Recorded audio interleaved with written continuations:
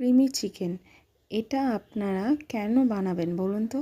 কারণ প্রথম কথা কম উপকরণ লাগবে, দ্বিতীয় কথা খুব তাড়াতাড়ি তৈরি হয়ে যাবে রেস্টুরেন্টের মতন এই ক্রিমি চিকেন। দেরি না করে চলুন চিকেনটা শুরু করা যাক। প্রথমে আমি নিয়ে নেব হচ্ছে ফ্রেশ চিকেন, যেটা ওভারনাইট ম্যারিনেশন করা ছিল। তারপরে আমি নিয়ে নিচ্ছি পেঁয়াজ, নিয়ে নেব আদা রসুন,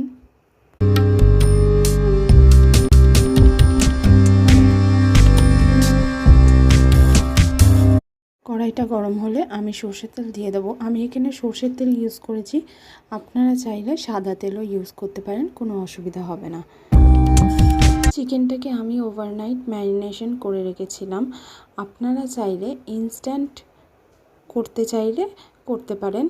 পেঁয়াজ, আদা, রসুন আর বাকিগুলো আমি বলবো রান্নার সাথে সাথে।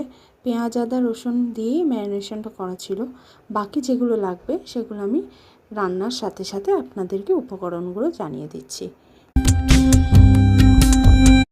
ম্যারিনেশনের সময় তো পেঁয়াজ, আদা, রসুন দিয়ে মাখানো ছিল চিকেনটা, বাট আমরা আলাদা করেও পেঁয়াজ, আদা, রসুনের একটা পেস্ট বানিয়ে নেব চিকেনটাকে কুক করার জন্য।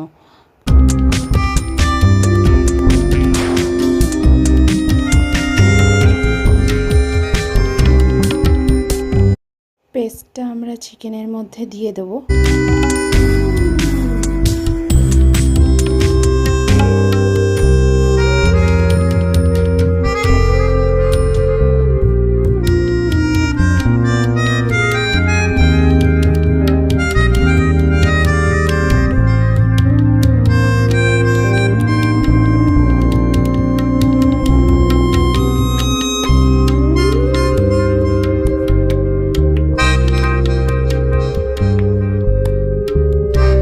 চিকেনটাকে ভালো করে কুক করে নিতে হবে, যাতে চিকেনের মধ্যে থেকে এই ছাড়া জলটা যাতে পুরো একদম মেল্ট হয়ে গিয়ে তেলটা ছেড়ে দেয় চিকেনের, তার জন্য ঢাকা দিয়ে ভালো করে চিকেনটাকে কষাতে হবে।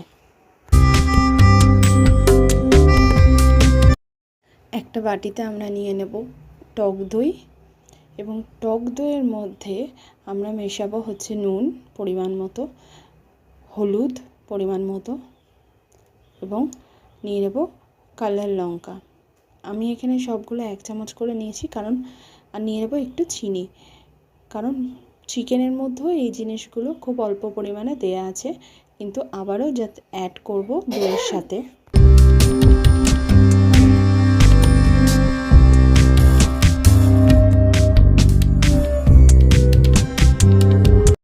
ভালো করে পেস্টটা মিশিয়ে নেওয়ার পর কিছুটা এরকম থিক পেস্ট তৈরি হবে দইটার।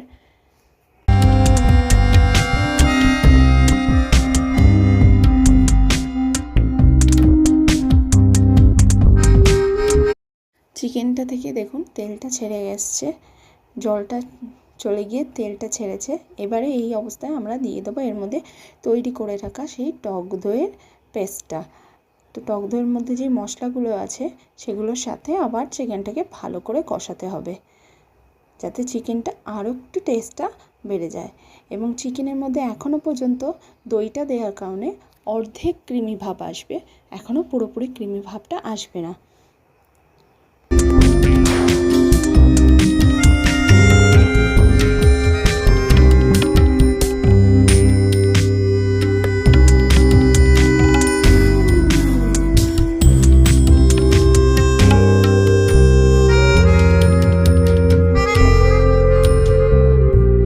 দইটা দেওয়ার কারণে একটু জল ছেড়েছিল, সেই জলটা মরে গিয়ে যখন আবার তেলটা ছাড়বে তখন সেই অবস্থায় তার মধ্যে আমরা দিয়ে দেবো এই ফ্রেশ ক্রিম।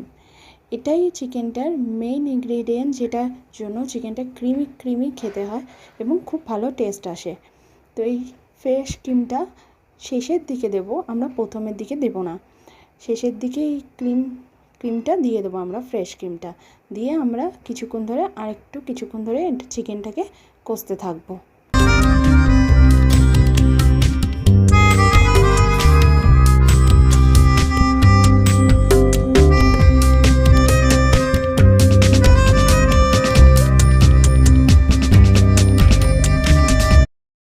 চিকেনটা দেখুন একদম হয়ে এসছে শেষের মুহূর্তে। এই অবস্থায় আমরা চিকেনের মধ্যে দিয়ে দেব হচ্ছে কাসুরি মেথি। কাসুরি মেথিটা দেওয়ার কারণে চিকেনটা খুব সুন্দর স্মেল হবে এবং খেতেও টেস্ট হবে। এই গরম গরম চিকেনটা আপনারা ভাত রুটি যে কারোর সাথে খেতে পারবেন। একবার বানিয়ে দেখুন, ভীষণ ভালো লাগবে। এই চিকেনটা আপনারা বানিয়ে অবশ্যই কমেন্টে জানাবেন।